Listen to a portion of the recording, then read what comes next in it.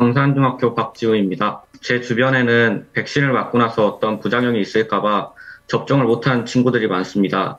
청소년 백신 접종자들에게서 나타나는 부작용이나 중증 부작용 사례는 어떤 것이 있는지, 그리고 내년에 청소년도 부스터샷 계획이 있는지 궁금합니다. 안녕하세요. 울산 유곡중학교에 1학년에 재학 중인 이서연입니다. 먼저 소아청소년 백신 접종에 관해 학생들과 적극적으로 소통해 주셔서 감사드립니다. 제가 궁금한 점은 학생들이 부스터샷을 맞는 것에 대한 의견과 부스터샷의 문제는 없는지 필요성에 대해 질의를 드립니다. 수험초 6학년 최무광입니다. 성장기에 있는 청소년에 대한 임상 사례가 부족하다고 생각되는데 정부에서 안전하다고 생각하는 이유는 무엇인가요?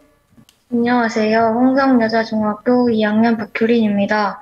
백신을 맞아도 코로나19에 감염되는 경우가 많은데 청소년이 꼭 백신을 맞아야 하는지 궁금합니다. 말씀드리면 어떤 박지우 학생이 물어본 백신 접종으로 인한 청소년 부작용 발생 사례와 비율에 대한 부분 먼저 말씀을 드리면, 아까 이제 부총리님께서도 말씀해 주셨고 또한 이현주 교수님도 이미 이제 내용을 얘기를 해주시긴 했는데요. 현재 12에서 17세 예방접종에서 신고된, 내가 이상 반응이 있었습니다라고 신고된 숫자는 인구 한 백신 10만 명 접종당 한 300여 건인데요. 이제 19세 이상에서 이제 보고된 숫자보다 보통 한 평균 500건 정도가 신고가 됐는데 그거보다 좀 빈도가 훨씬 낮은 편에 속합니다. 그리고 두 번째는 주요 부작용 중에서는 이제 아나필락시스라 그래서 이거는 이제 일종의 알레르기 반응인데요. 알레르기 반응의 빈도 자체도 일단은 이제 19세 이상보다는 낮다고 돼 있고, 또한 대부분 이제 15분 이내, 그러니까 병원에서 이제 접종하고 대기하는 시간에 발생한 친구들이 대부분 83%여서 병원에서 적절한 조치를 하고 대부분 회복됐다고 얘기 듣고 있고요. 일단 심근염과 관련된 빈도는 일단 이제 고3 형아 누나들이 이제 먼저 접종을 했었죠. 그래서 한 40만 명 넘게 접종을 했는데 그 중에서 이제 빈도 자체가 23명 정도 발생을 했는데 23명 모두 회복돼가지고 지금 집에서 잘 지내고 있는 상황입니다. 그러면 12에서 17세는 아직은 조사 중인 사례가 많이 있는데 한 20몇 건 정도 신고가 됐고 8건에 대한 조사가 완료됐는데 그 중에서 5건이 일단 심근염의 빈도, 심근염에 맞다고 확인이 됐는데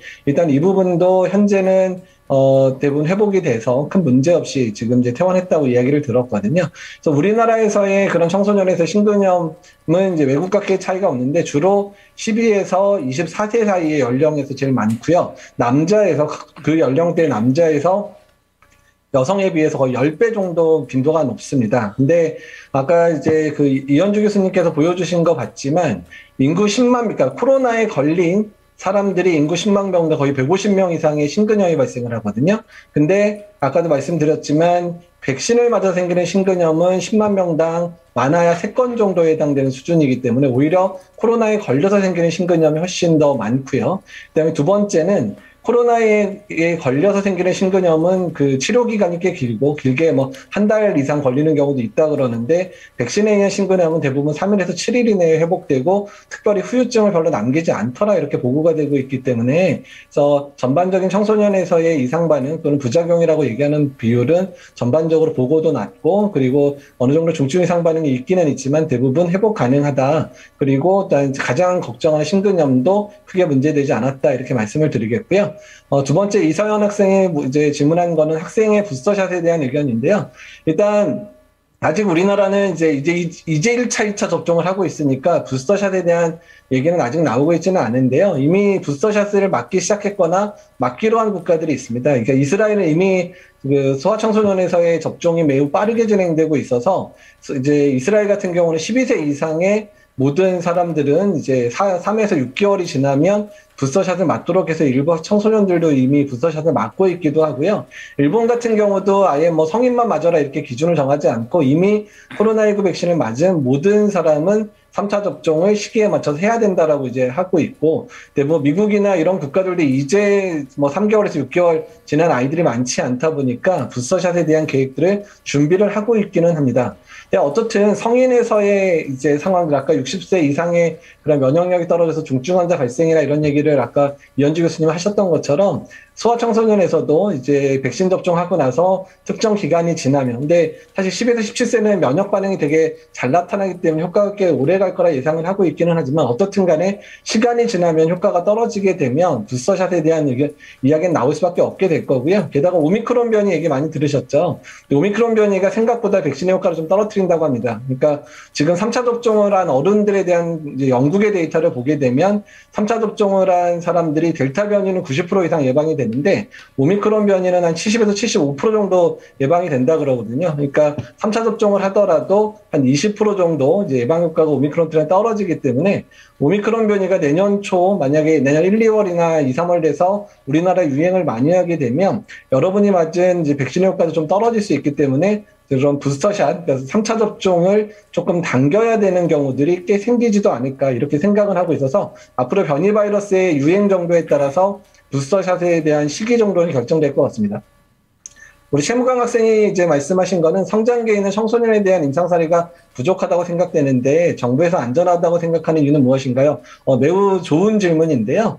일단 이제 화이자에서 12세에서 15세, 그러니까 16, 17세는 성인이랑 이미 연구가 돼서 3만 명 이상의 이제 성인에서 연구가 진행이 됐고, 그다음에 소아청소년은 12에서 15세에 대해서는 한 2천여 명에 대한 연구가 진행이 됐고, 거기서 성인에 대한 안정성과 12에서 15세에 대한 안전성을 바탕으로 해서 이제 접종 허가가 됐는데요. 근데 이미 12에서 17세에 대한 예방접종, 아까 이현주 교수님이 보여주셨지만, 싱가포르는 93%, 그다음에 미국이 50%, 이렇게 접종을 했는데, 미국이 12에서 17세 인구가 2,500만이에요.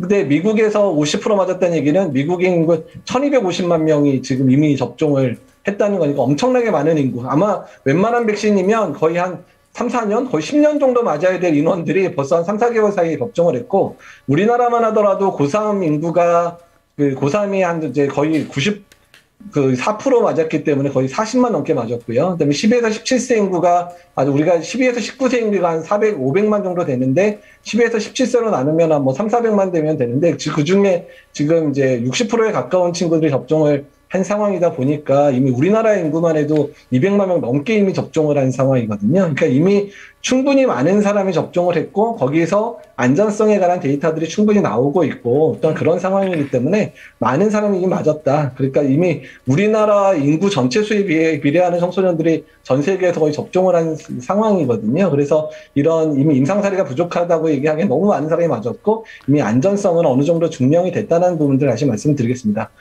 그리고 이제 돌파 감염에 대한 우리 박효린 학생이 백신을 맞아도 코로나19에 감염되는 경우가 많은데 청소년이 꼭 백신을 맞아야 하는지 궁금합니다.